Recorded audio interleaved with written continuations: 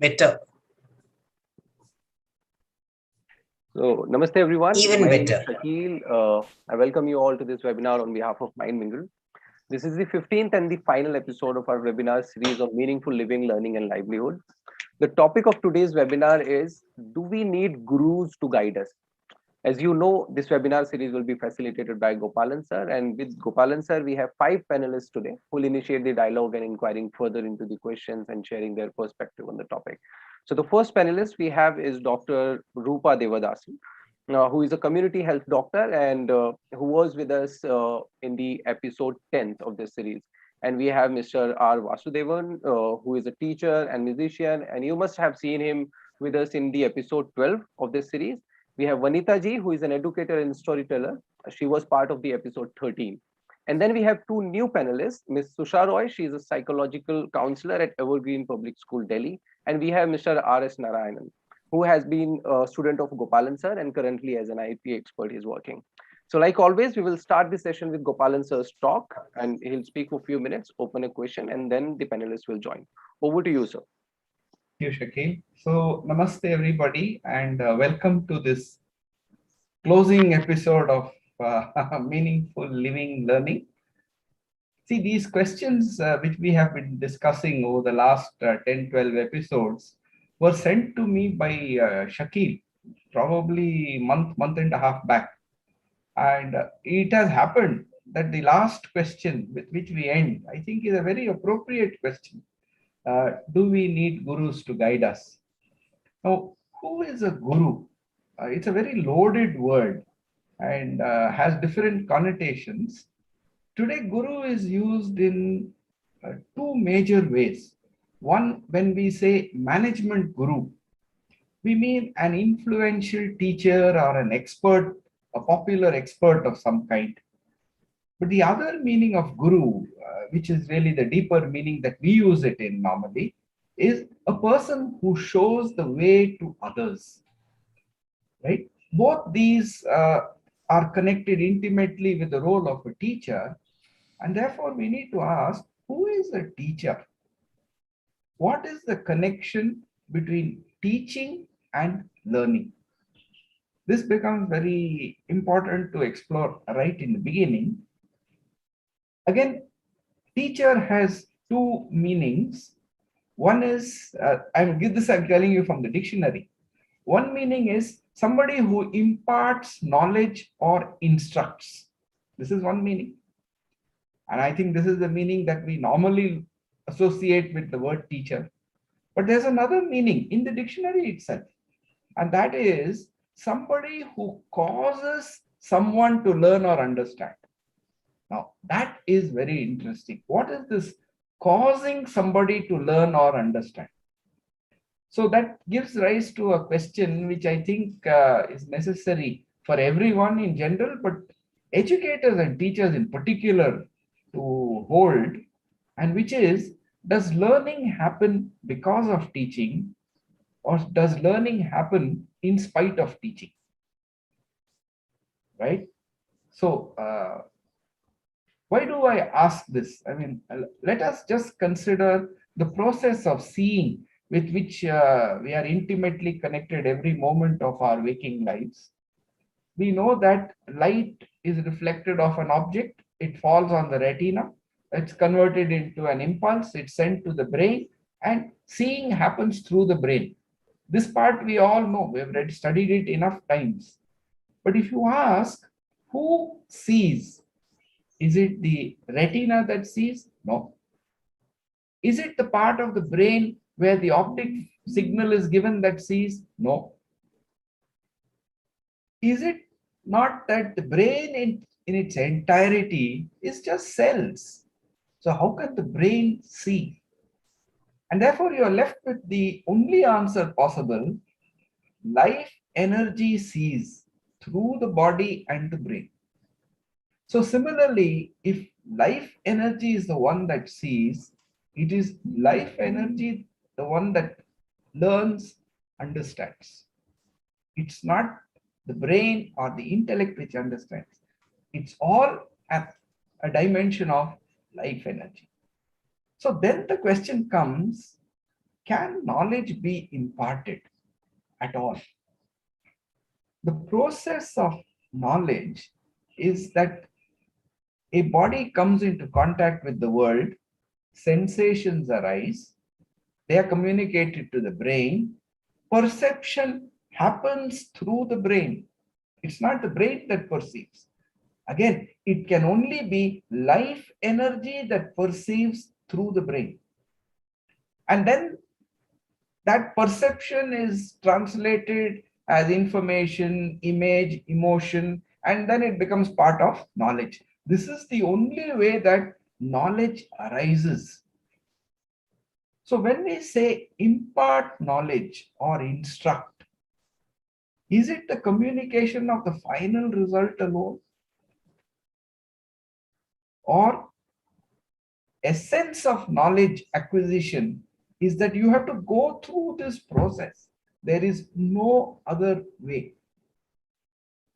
Because we don't see the need to go through this process, and we think if the end result is communicated, knowledge is imparted, we have this whole system of memorize and repeat without really understanding anything. Could give a simile here. You know, when you check out the location of some place on maps, it draws the route from where you are to where you want to go. Every turn that you have to take is indicated on that map. Has the journey been completed? Have we had the experience of undergoing the journey? No. That can happen only when you actually undertake the journey. So all that information which we have from maps is of no knowledge really to us unless we have traversed that path. So that is why that second meaning of a teacher, someone who causes learning or understanding to happen, becomes really significant. How do you cause learning or understanding to happen? You create an environment where the student can undergo that journey, whether actually or virtual. But it's a journey of the student. So you facilitate it. Facilitate in the sense, keep the environment ready so that there is the atmosphere and everything that is required, and also point the way. That is really the role of a teacher, is it not? To point the way. And is that not the role of a guru? To point the way. Can the guru ever give you the knowledge? He can't, because he has gone through it. He has had his experience. He can say, look, I did this and I had this experience. Maybe you can try, or maybe you try something different, but ultimately you have to actually undergo that experience. There's no shortcut to that. So then the question comes, does the teacher have to be only a person? And is the teacher a prerequisite for learning at all? So who is a teacher? Isn't it anyone or anything that points the way is a teacher? So when you drive on the highway up in the mountains and there's a traffic sign which says blind corner ahead, isn't that also a teacher? It's pointing to something that is going to happen in front. Be careful, right? What exactly is a blind corner? Only when you negotiate it, you will see. And especially when something suddenly zips at you unexpectedly. So every single interaction that a person has in this world is a teacher. It shows you something. It reveals something. More than the outside world, it reveals a facet of oneself. Why I reacted this way, with a smile or with a frown or with irritation. It's a revelation about myself. So every single interaction in the world is a teacher. From this, if we go to the root meaning of guru from the Vedas, it's two syllables, gu and ru. And I am told, I consulted a friend of mine who knows Sanskrit in great detail. He said, gu is pointing to darkness, and ru is the light that points to the darkness. So what is this light? It's the light of the energy of life. And where is that light coming from? From inside. So only a living person can have that experience of it being pointed out. Therefore, the source of that light is in every living being. So, is not the real challenge that the Guru is always inside you? It's not outside. Can you be a light unto yourself? Why are we so dependent on somebody from outside teaching us, showing us the path? Can I be a light to myself? That's my question.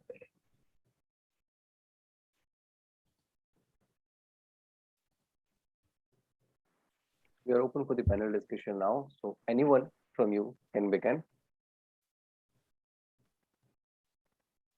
Who would like to take lead?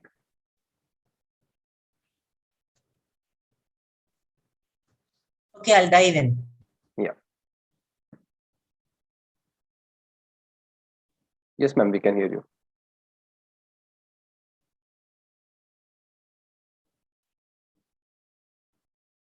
Yeah, Rupa ma'am, you wanted to say something? Anyone else? Yeah. Maybe she's facing some issue. Can you hear me? Yeah, now Yes, we can hear you, now. Rupa. Yeah. Okay, sorry. Okay, sorry. I don't know what was happening here.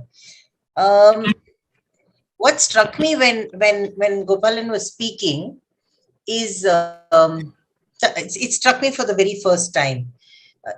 He said, life energy. What is so? Who is seeing, right? And it seems to be that it is life energy perceiving itself. In a strange way, it's a complete loop. Now, then the question is, then what is the purpose of a life at all? If it's going to be just life energy perceiving itself, and there I think I may be wrong, but and this is where I think my training as a doctor is operating. It is the embodied form of the human being, and that's why the mind-body connection is so important.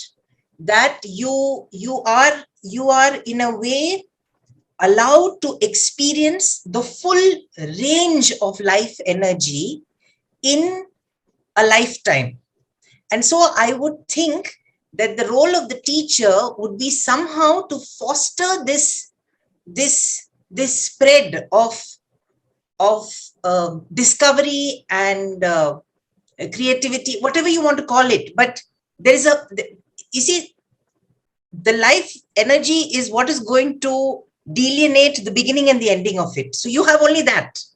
And so what is possible in that life, right?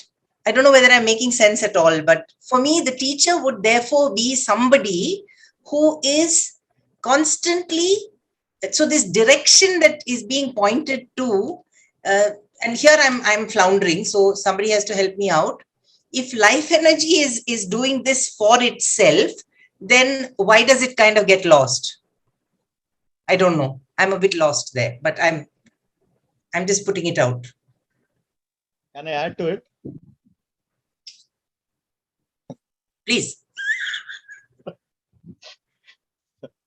Yes, that's very interesting. No, if you look at in music, then if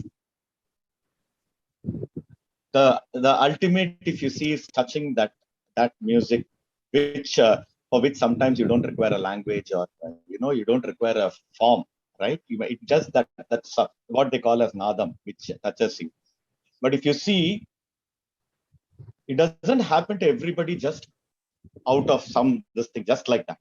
For some, it happens. For many, you have to hold the hand for them to come to a point. See, it is not maybe that I call as knowledge. That coming to that point, and telling, showing them, see, this is there. Because for many of them, they may not even realize it is there. For some, there would be moments where they would have gone and touched, but that consistency is not there. Right? For some, there is a feeling of it, but they don't know what that is. For some, they may not even know. right? So where does, so see, for in music, at least we see two kinds of things. One, we say Acharya and Guru. Acharya as teacher, Guru. So I'm using this terminology. Acharya possibly somebody who gives the information and things related to that and bring you to a point. Guru is somebody who opens that. He just opens that window, and after that is left to you. Of course, I mean, that is what I take from what Gopalan uncle is saying. That finally it is you who have to find that out. Even in music, there is only this much point in which you can take somebody. After that, discovering that music, it's like saying discovering your voice is what you need to do. Applies to anything. I mean, whether be it especially in all the paths of living. That's very important. Of course, even in science, even in mathematics, even in all these things, somewhere that you have to find. Which I see that what he's saying clearly. But every human being is not in a state where they are already are in that ready shootout. Where they are like a rocket just waiting. They can just be put on the space. For some of them, the rocket is still there in the parts. Some of them, the rocket is still in the mind. It is not it. So somewhere somebody needs to bring it together. So I can see that very clearly in music when my many students are there. There are people who, when you can see that when they sing, they've just gone and touched. Whether they have realized the next question, that they have touched something which is what I might call the sacred, something that sound. I call that nadam as that sacred. Okay, there are kids who say that, oh, there's something very different about this, and I really like it, but I'm not able to say what that is. Okay, there are others who are very sincere, who keep doing. They repeat it. Of course, they are in the repetitive mode as of now, but that repetition is not out of force. It is not out of pushing, saying, no, you have to do it. No, but there is their own thing. At some point, that crosses a certain point when you don't no longer you require you no longer require a teacher, but there is a guru who is required to just point it out. Just like what uncle was saying about that signal.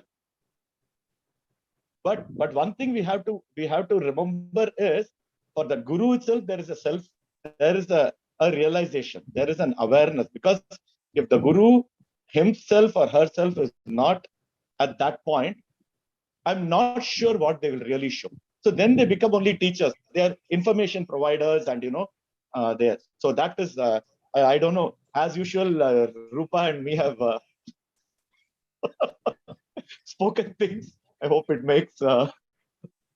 It's great listening to. May I come in basically? Great to listen to all of you, starting with Gopalan sir. Gopalan sir, it gave me goosebumps, honestly. I shared it with Shakil. So whatever you were saying, resonating is an understatement, because when I was just putting my thoughts in word form, those words were like hitting me, all those words that you use basically. So Guru, as you said yourself, in the spiritual context and the physical plane, as Dr. Rupa mentioned, I feel and then again, your question, so very simple when it helps, maybe to help others to understand noun, like what is noun, name, place, animal, thing, a person, place. So I think every person, every place, any situation is a teacher. Okay, there are sub levels, and then you have the guru, the ultimate guru, I feel.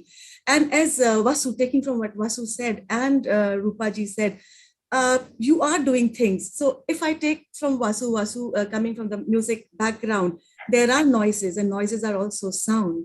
Aren't they? Yes or no, Vasu? Noise is also sound, isn't it? But a student, learning, unlearning, that's what a guru does. Last night when I was having just a small chat with Shakil, I said, okay, confusion. A guru is confusing the student and at the same time helping him or setting him on that path of as you said, gu and ru, guru, for setting that him or the student on a path of self-discovery from darkness towards light. Secondly, I feel guru is more like a propeller or a sounding board or a catalyst. I mean, coming from the science background or coming from the creative side, I feel that is what a real guru will do. He will not give you answers. He cannot give you answers, as you said, sir, because a guru is someone who has been there and done that. I hope you'll agree with me, but it is his or her being there and doing that. For me to tread on that path, I will have my distractions, I will have my diversions. But as Vasu said, to initiate, to say, okay, yes, this path exists and there will be diversions on that path. But as long as you are there, I have to discover my truth, my soul purpose or my soul plan. That is what I feel a guru does. And to say, yes, it is all within us. But to even make us realize that it is all within us, the power, the energy, I think a guru, and guru needn't be one scholar or one saint sitting up there in the Himalayas. I always tell, I mean, when I'm talking, you learn so much. You learn from that painter guy who's painting your house or from my house help.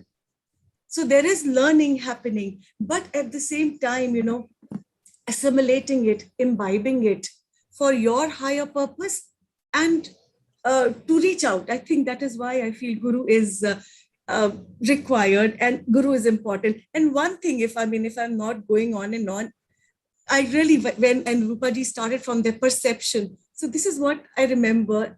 If I could just read out what I had written, it says, looking out of my meshed window, gazing at the not so blue skies, catching the hazy greens from the corner of my eyes, I wonder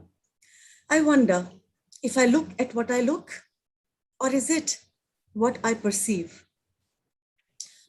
If I look at what I look, or is it what I perceive? If the skies are indeed endless and the time infinite, is that in fact a bird that moves? Is that in fact a bird that flies, or is it my mind in motion? What is it that moves? The eye, the mind, or that moment of perception? So thank you. Thank you so much. Beautiful. Very good evening, Gopalan sir. I really loved what you just recited, Vanita ma'am. That was so beautiful, so very beautiful. And thank you so much for this enriching discussion and really feeling excited to be a part of it. And in fact, I'll agree with what Vanita ma'am just now said, that everyone around can be a guru. I remember once, my father-in-law was just going out and he just asked my mom-in-law, "Aaj Tuesday hai, Mangalwar ka puja hai. So what prasad do you want me to bring to offer to the God?" And there was this household help who was there and she burst out laughing. And she said, so my father-in-law asked her, "Ki kyun has rahe ho tum? Why are you laughing?" So she said, "Jis din Bhagwan actually khane ko aaye na, fir hum dekhna chahenge ki aap kya karte ho. Ye to aap khud kya khana chahte ho, ye de rahe ho." Which is so true. There's so much to learn from everyone around. And yet my question to you, Gopalan sir, is that yes, I really resonate, like everyone out here on the panel, that yes, the guru is within, the light is within. But my question is, how do we connect to that light? I mean, like, okay, the pointers are there. There's somebody from outside. I still don't know. There are so many of us who are still confused and who don't know what our life's purpose is. So can a guru actually show you what is your soul purpose? How do you realize that? How do you find that out?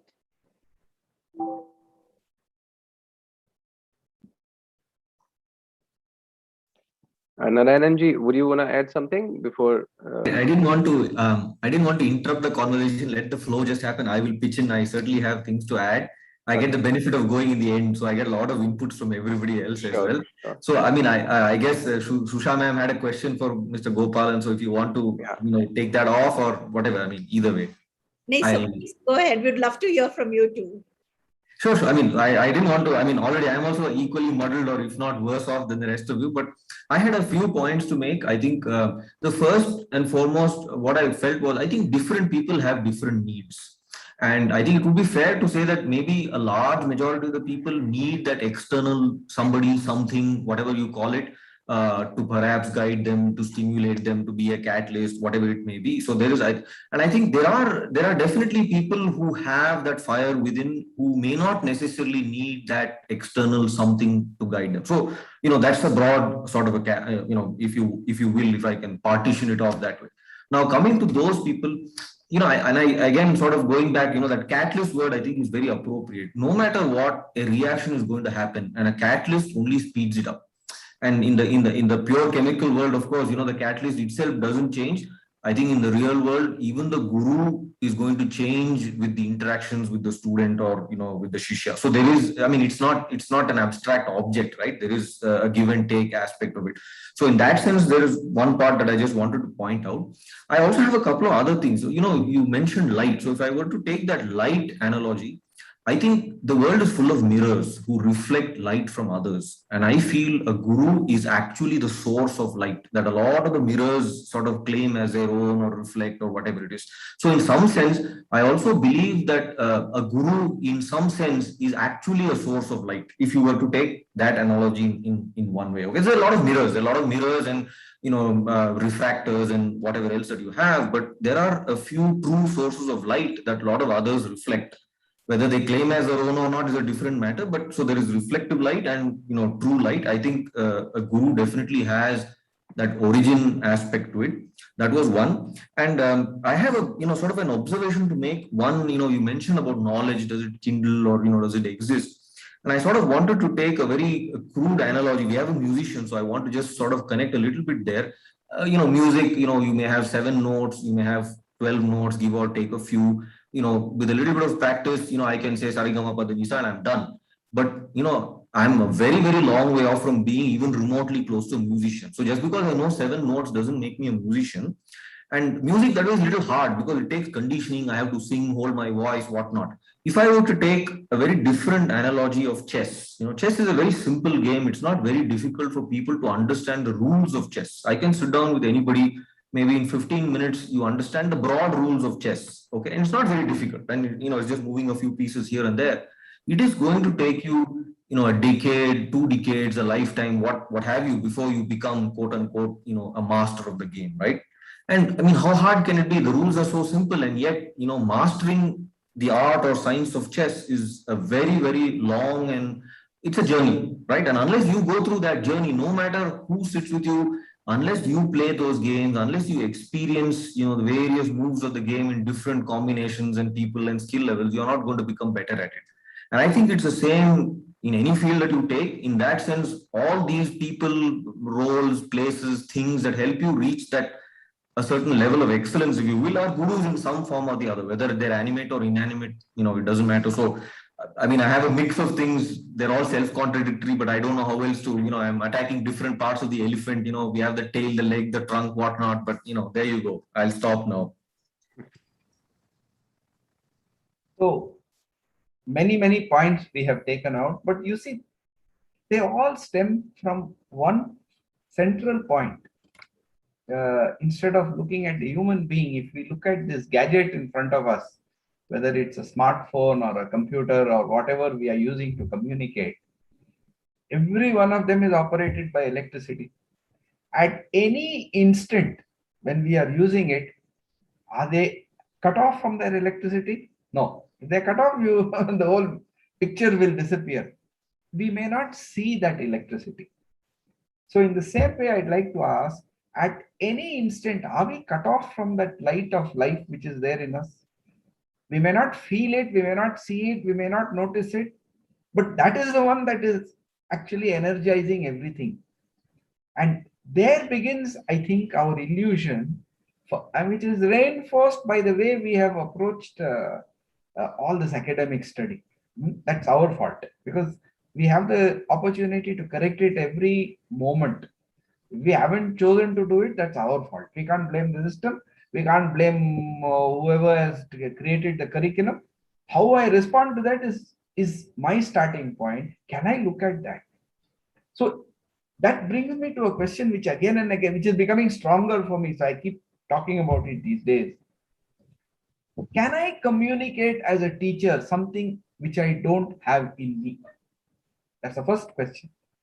And the other side of that question is, can I prevent myself from communicating something that is in me? So if as a teacher I say, look, you must have a guru. Without that you cannot start. Then I really can't communicate to that student that look, guru is everywhere. If you are open, the message will come. Message is coming all the time. You have to be tuned to it. How do you tune? That message I can't communicate if I deep down I feel, unless there is a teacher who has explained, it cannot happen. So the only thing it seems to me that is necessary is I look at myself every moment. I don't have to look at what I have to teach the student. If I am looking at the quality of my life every moment, in that there is something going to be communicated to the student. It may be through words, it maybe he may pick it up from the air. I don't know how he'll pick it up. So can we just live what we really feel? Not put on this mask, today I'm a teacher. So I'm a teacher of geography. Therefore, I will talk geography. I won't talk about the rest of the thing. Tomorrow, I am telling you there's a term exam starting. So, it's so important for you to prepare, blah, blah, blah. I only talk about that. And deep down, I won't address what happens to that student who feels left behind in that competitive race, because everybody else seems to be scoring 100% and this fellow is not scoring 100%, right? So somewhere then I start rationalizing. I say, well, competition is inevitable, comparison is inevitable. But these are all just sayings. Deep down, even I know that I haven't got the answers to that. So there are all these questions and nobody outside is going to give the answer. There's only one person who's going to give the answer. And that is that myself, from based on my understanding, again, which comes from that life energy which is in me. And that is why, isn't it so important that at every step, not whether in the area of spiritual or in the area of superficial, but at every step, is it an opportunity to be a light to myself? Light to oneself doesn't mean I'm taking correct decisions every time, correct in whatever sense you may call it. But even as I'm taking a decision, can I be aware of why and the different factors that are influencing it? As Sushaji pointed out, when that maidservant said, you are asking what you want to eat. You're not asking really what the Bhagwan wants to eat, right? Can I be aware of that? So there is an undercurrent of this in every transaction that happens. Can I just be aware of that undercurrent? And can that be separated from the most peripheral activity of teaching somebody 2 + 2 is 4?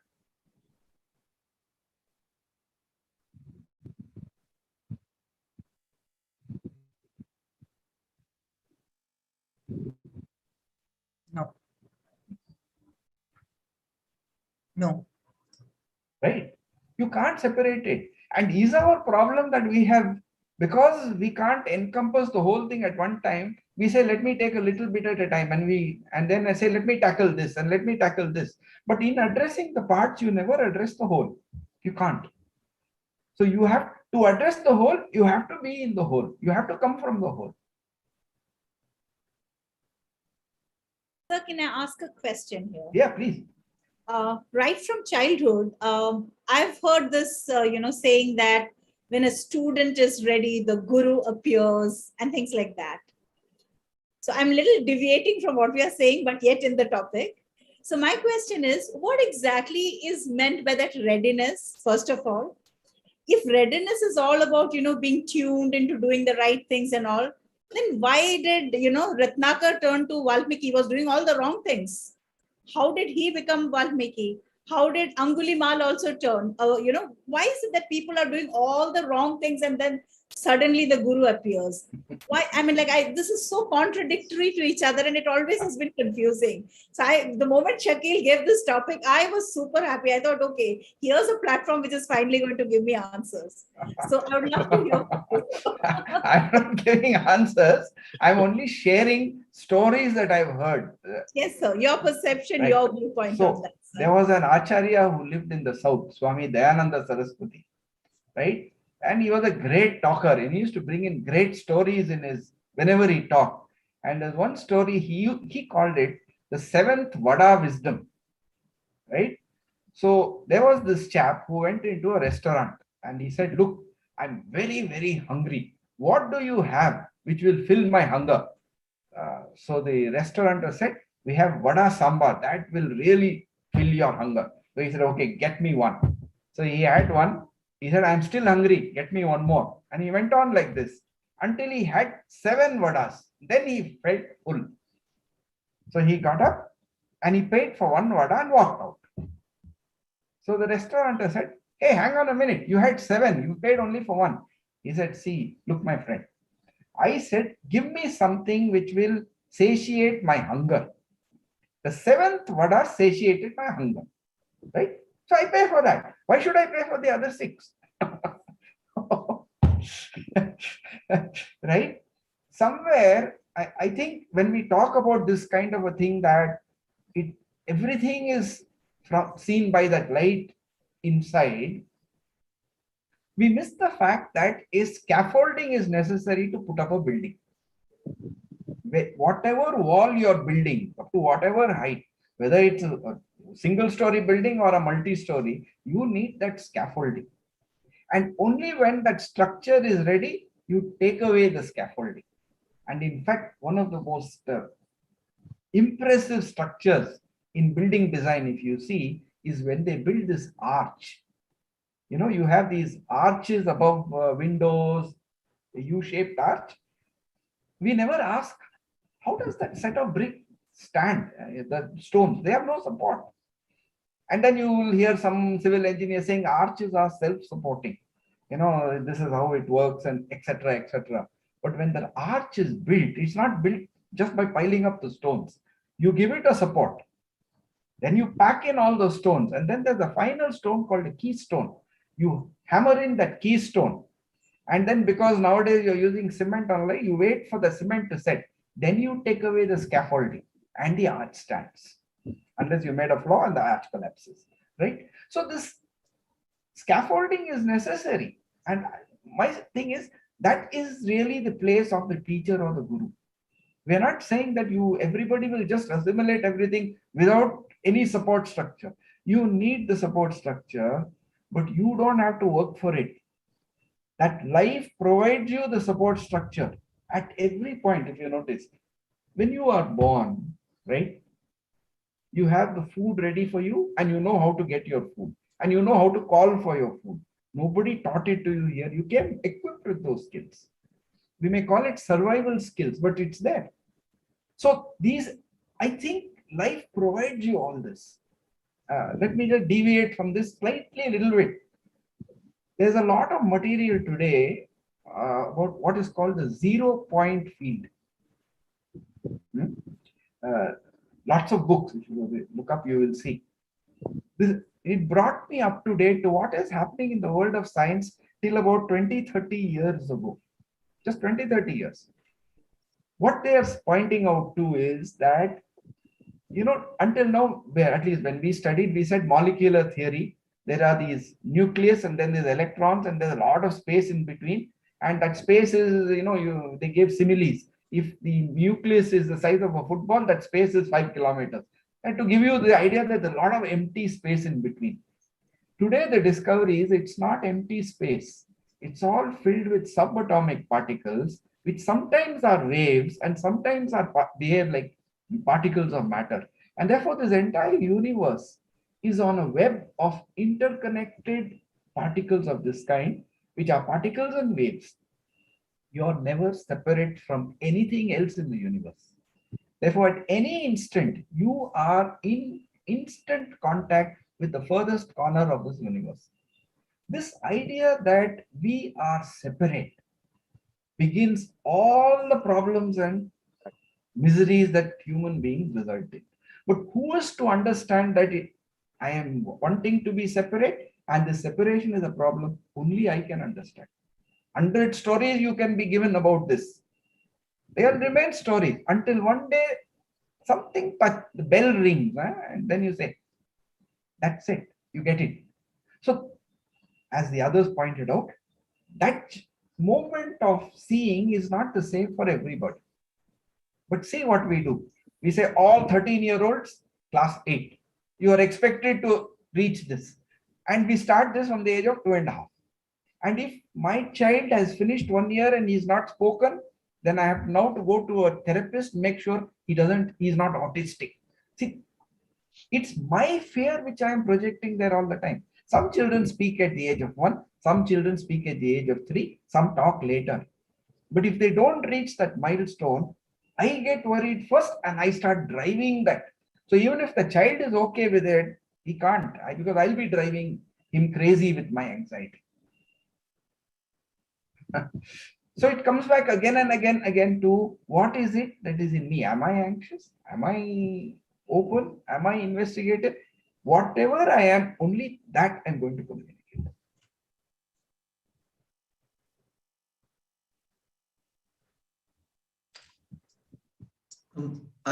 Go ahead, madam. No, you go ahead. You first. No, I just had one observation, and I think I sort of want to bring in the guru back to this discussion a little bit, because I feel one of the key value adds, at least in my perception of having that guru, is there is a one-to-one relationship between the shishya and the guru. The guru, in many ways, is quote unquote customizing, that interaction, if you will. I mean, I'm using very loosely terms here, but the point is, you are not one of 20. I am the guru or I am the shishya, and I have a one-to-one relationship with the guru, and I set my pace. I march to my drums, if you will. And I think that is where also there is a great value add that comes from at least the traditional guru shishya parampara system in that sense, was that it was not batched. There was no economy of scale to factor in, whereas now, automatically we have this bell curve, we have an average, you have mean, average, whatnot, everybody gets clubbed into it. So I just wanted to sort of point out that, maybe that was also an important aspect of at least keeping in mind that individuality that each one has, that uniqueness that I have as a shishya, which perhaps the guru can address in some sense. Yes, Anand. So all I'm asking is, in our scaling up, we now understand that we can't have a school where there's one teacher with one student. That's impossible. All right. Correct. So we need a structure. So we create this structure because this is the only way we can organize it. But when you have 30 or 40 students in front of you, why do I forget that each one is a separate student at a separate level? And my challenge is, in that structure with its limitations and of time and constraints of everything, how do I facilitate each one to fly? Not average them out into a statistical bell curve, as you put it. That's the challenge.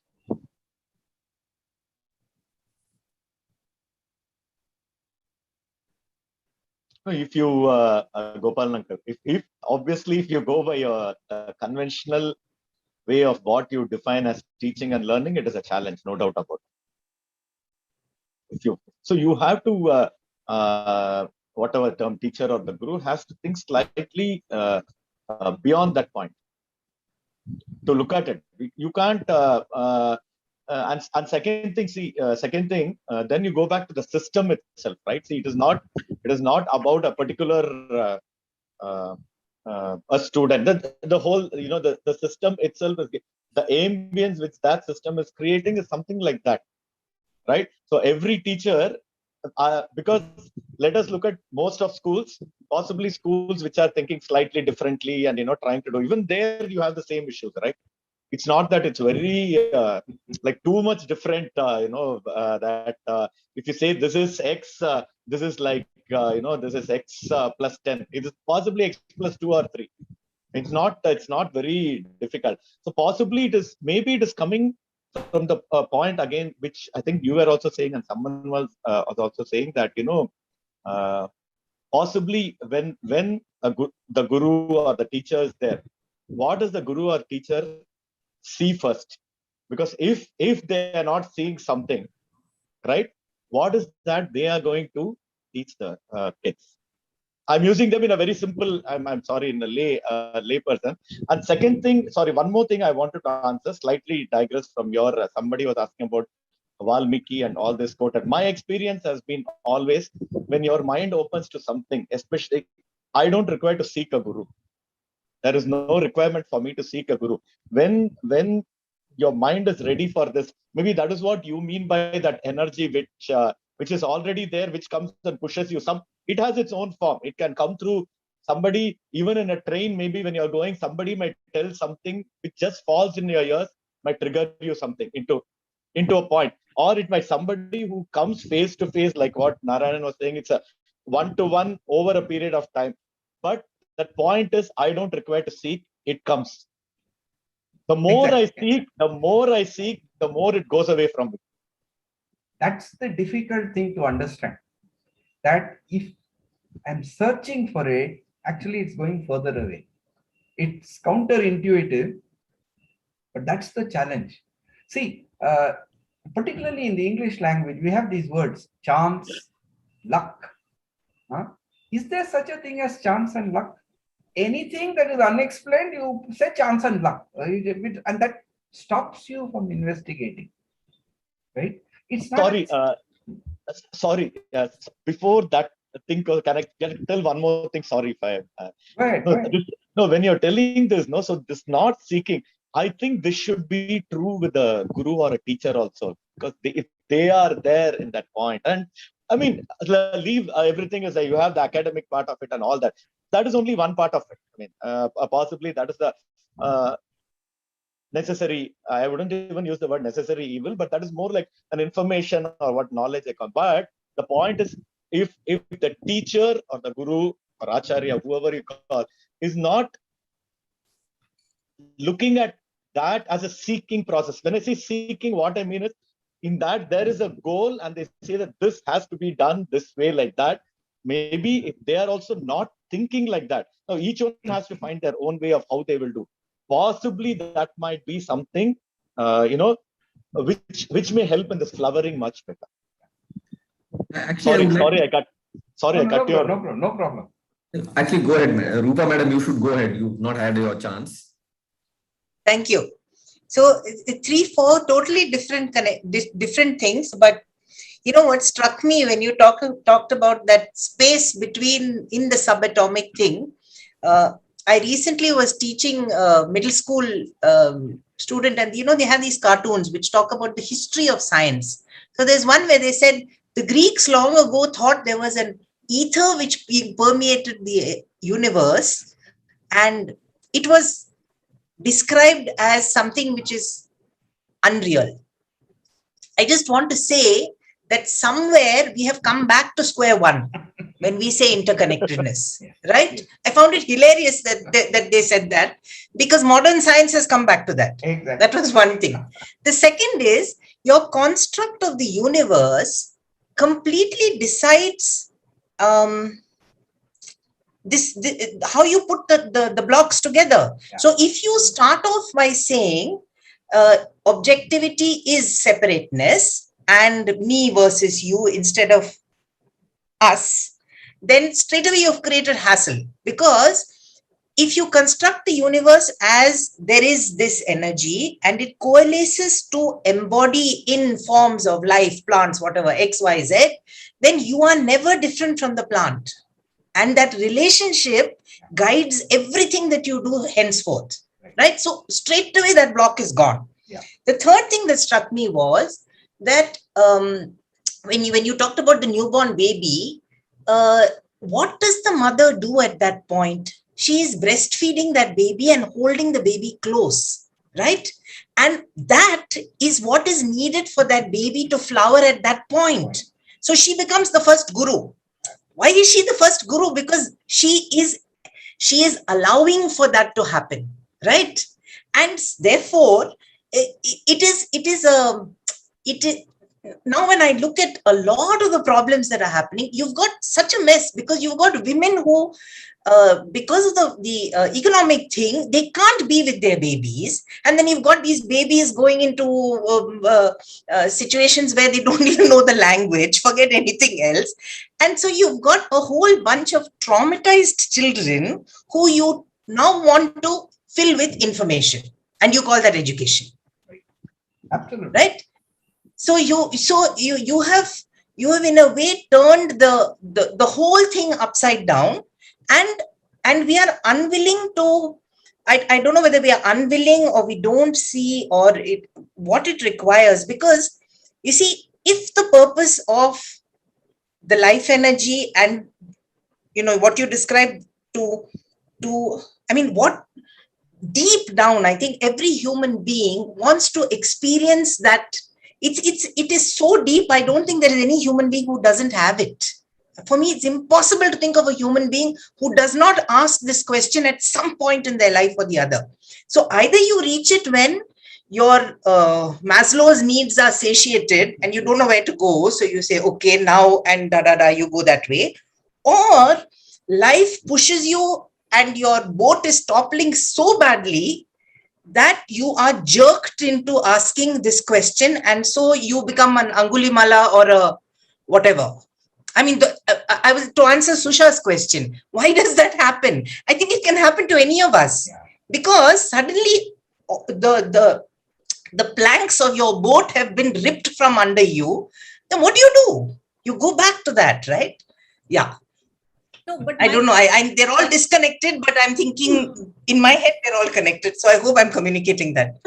My question, Rupa ma'am, was that, why isn't that a little contradictory when we say that, when a student is ready, the teacher appears, is what we say. So when we talk about the readiness, what readiness are we talking about? Then there's where they say you have to live a very, nice and noble life, and then the guru appears, and then there's another contradictory thing happening. No, if I might just, I'm not sure this is the right answer, but the good life and the right things are probably the scaffolding that Gopalan is talking about when he talks about the arch. But we don't know whether there are other ways of making arches, right? This is the way we have learned to build the arch, right? Who knows in nature how the arch came? So maybe there's another answer to that.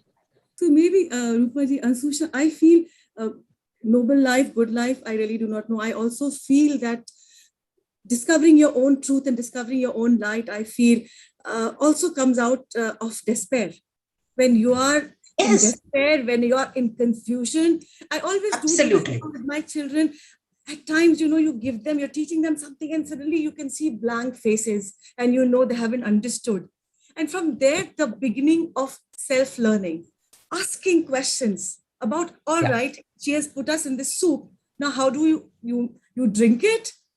How do you swim out of that situation? I think that is what happens. So Angulimal or all these stories that we have grown up listening to, I feel somewhere, yes, the despair that I think Corona did this to all of us, most of us. Some are born with it. You can call it the so-called karma or your soul plan.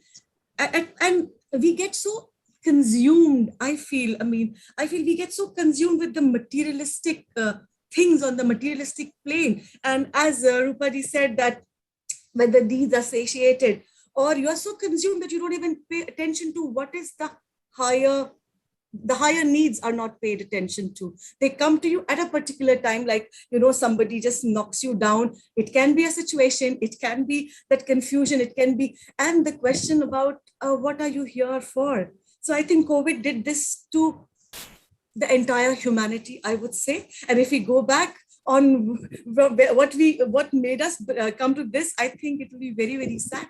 But that is what I feel. So Angulimal and all. So yeah, both ways. You are so good or no, I don't know, noble or purity of thoughts. What are impure thoughts? Okay, again, these are references that we have created, all right? But yeah, again, we are living on this materialistic plane, so there are certain references. But yeah, I feel from despair, from confusion, from all the darkness, I think somewhere you you want to come out. Again, it is about whether are you building that capacity to, you need a vessel, isn't it? And if the vessel is already full up to the brim, what do you receive? So you need to empty out in terms of the emotions that you have gathered, in terms of whatever, or all that confusion can make you want to break through. That's what I feel. Rupa talked about the mother feeding the baby, and all the mother has to do is be available. That's all that the child requires at that time. That provides the child with the security that it needs. Do we see that at every point in life, this is the only thing that is required? To feel safe, secure. In different ways, this is all we are seeking. When we say, I want to go to school and go to IIT, why? I want the security that I will get a livelihood. It is always the search for security. So all we need to do is provide that sense of security, understanding that I can't provide the security. The security will always come from that greater life, because I don't know what is going to happen the next moment. I'm a subset of this energy. That energy brought me here. That energy will take care. Unless I have that, not a faith, a deep conviction, I may say, right? I think we just don't know how to flow with life. If you can't flow with life, we will always be a light of insecurity. It's our insecurity that drives most of the time. You ask any action that we plan and do, the root cause will be insecurity. If you're secure, you don't feel the need to do anything. So how important is it to provide children with that sense of security, but even adults? See, the moment you have that sense of security, creativity comes forth, everything comes forth. What you are meant to be, you are.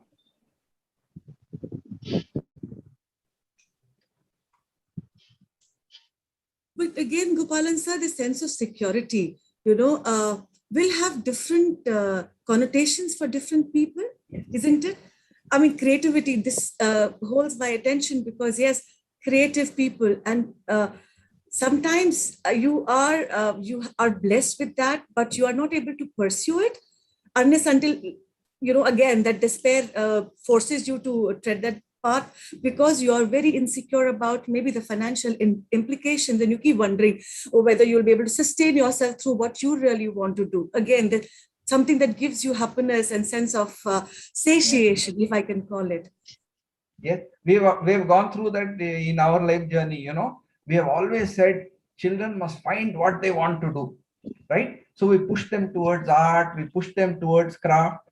And my daughter is a potter, right?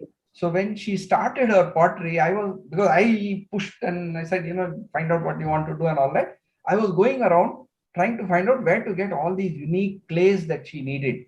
And I landed up at Bharat Electrical's meter factory. Somebody said there's a materials manager there who knows everything about ceramics. You talk to him. I went to him, sat down, he listened to all that I had to say. Then he just folded his hands and said, Mr. Gopalan, craft does not pay. Right? Those really were words of wisdom. I didn't understand it at that point. But much later it is clear. All this creativity will not bring you a livelihood of the standard that you fix I must have. Right? So it's all. So what has happened now today? Affluent schools say, yeah, find your passion, find this, find that. Only the affluent schools can do it because they have the backup of income. So today we have IT engineers. They've made their pile. They've seen the futility of that job. They're getting back into agriculture. They want to try all kinds of experiments, right? They can do it so long as they don't have to live off that agriculture. The bank balance gives you everything. Big basket delivers. Now you can try all your experiments at agriculture. That's great. If you have to live from that, that's a very different story. How not to get frustrated in that? That if one can learn that, I think then you have learned how to build on opportunity.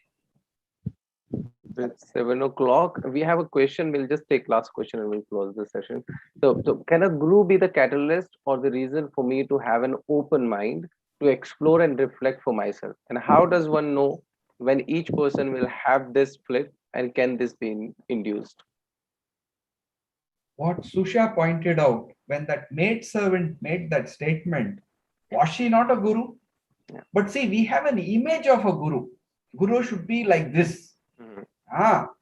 We don't see that every interaction in life actually is a learning opportunity. It's a guru. So we have to be thankful for every interaction that we get, that we are not in isolation. Whether it's with a human being, whether it's a plant, an animal, a dog, how does it matter? Everyone is a teacher in that sense, is it not? Okay. So you're coming back. Sorry. So you're coming back to insecurity you talked. So then we are coming back to the point of attention also. Attention, and because that is when it misses out, right? That's it. So again, about what a guru does or a teacher, I feel the real teacher will not only condition you or teach you or form you. I feel, as I said, from confusion to, finding answers. Similarly, someone who unconditions you, somebody who, maybe, frees you and makes you unlearn, makes you see that, yeah, there is learning in unlearning also. That is what I would just paraphrase that, Vanita ji. It's not somebody who frees you. Somebody opens something, you free yourself because you're connected. So it's only you who can free yourself. The other person can't free you. He can open, yes, right? You got it. Yes, completely. Because we shackle ourselves, because I will not do this. I can't pursue this because, what will happen? Yeah, I agree. Thank you for correcting that. Yes, we free ourselves. Yeah, maybe the guru just helps you. He just, or she makes us realize that, the keys lie with us. That's it. He's again pointing to you. Look, you have the keys. It's the story of the 10th, Shishya, who wears the 10th until somebody hits you on the head and says, count yourself. So thank you very much. I think we've had a very educational, educative webinar series. I've benefited in talking because when I talk, my own clarity gets in, right? That's so I'm not giving answers. Right? It's a learning for oneself to be able to do this. So thank you very much. And I think it is a great closing session to this season. Thank you, Gopalan. Thank you, Rupaji, Sushaji, Vanitaji, Narayanji, and Vasuji. Thank you so much for being on the panel. And so we are closing this series with this 15th episode, and we might come back soon with another theme probably, and we will keep you posted with that. Thank you so much. The video will stay here on our YouTube channel. So in case you want to revisit or rewatch, it is still there. You can copy paste the link and use it.